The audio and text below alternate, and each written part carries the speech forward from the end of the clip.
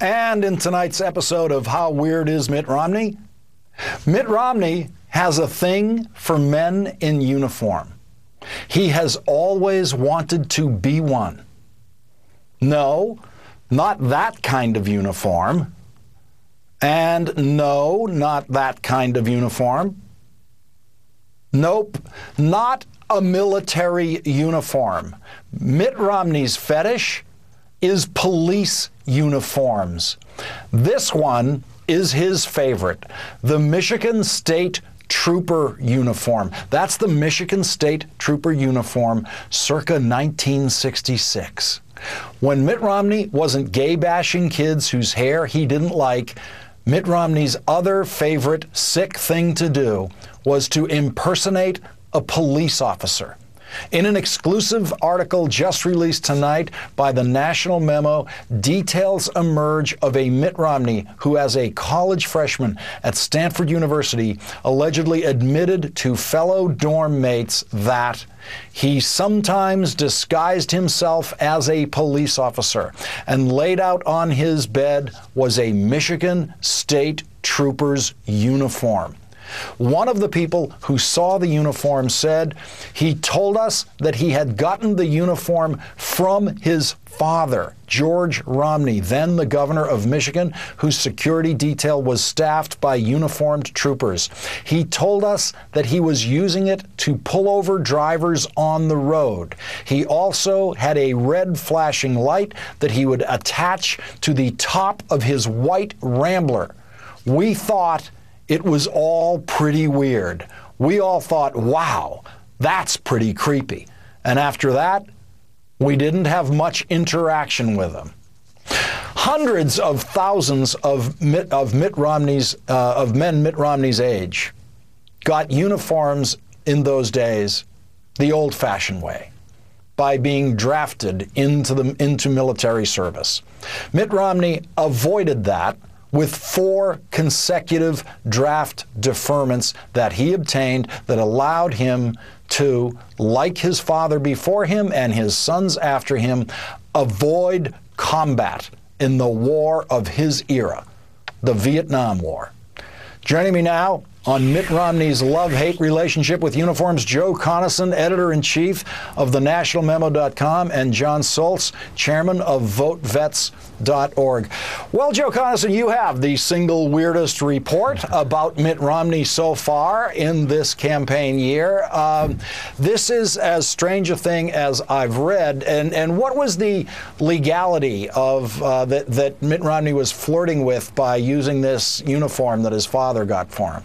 Well, Lawrence, our research shows that impersonating a police officer is at least a misdemeanor in both California, where he went to college for a couple of years at Stanford, and in Michigan, where he was in high school, apparently doing the same thing, according to reports in The Real Romney by the 2 Boston Globe reporters and in the New Republic in 2008.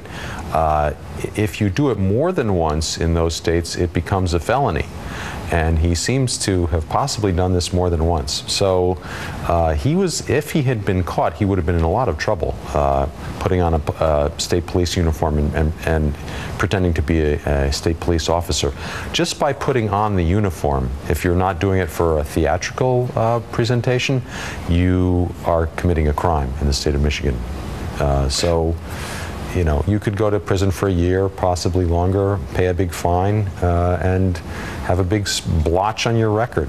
But worse than that, from the point of view of Robin Madden, who spoke to me about this, who was in his dorm at Stanford, they all thought this was bizarre, and were creeped out by it, as you said. Joe, I have a feeling that if he had gotten caught in the state of Michigan in that uniform, there was a phone call he could have made that would have gotten him out of trouble pretty fast. Yes, and you know, I mean, yes, his dad was the governor, and I guess one doesn't like to think of special justice for special people, but he probably would have been able to get out of it. I don't know that he ever actually put the uniform on in California, went around. It wouldn't have been even stranger to be driving around California in a Michigan State Trooper's uniform in your white Rambler. But yes, I guess if he had been caught, he would have gotten away with it. But he apparently did this and didn't get caught. John Soltz, this brings up by proximity, especially in time, the uniforms that so many men Mitt Romney's age were wearing at that time. We showed photographs at the beginning of this segment of John Kerry in his military uniform at the time, of Bob Kerry in his military uniform, John McCain, all who went on to be members of the United States Senate.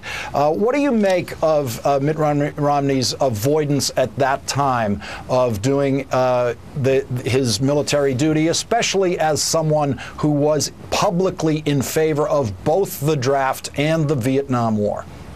Well, I think it's simple. I mean, obviously, the Associated Press has been digging in on this, and the article's been floating around a lot of publications, but it's real simple. I mean, Mitt Romney didn't go to Vietnam because Mitt Romney didn't want to go. And yes, he did go to Europe. He served his church there on a mission. I personally have no problem with that. I mean, a tremendous amount of people of his faith have served our country honorably. But he did get a deferment in 1965, where he at that point was for the war and against the protesters. And then later on, he came home and he got another deferment. And he basically waited this thing out over a 5-year period until the draft essentially changed in 1969. His lottery number came up basically at like a number 300. So, you know, it's a question of entitlement, and this is sort of the core issue that affects him.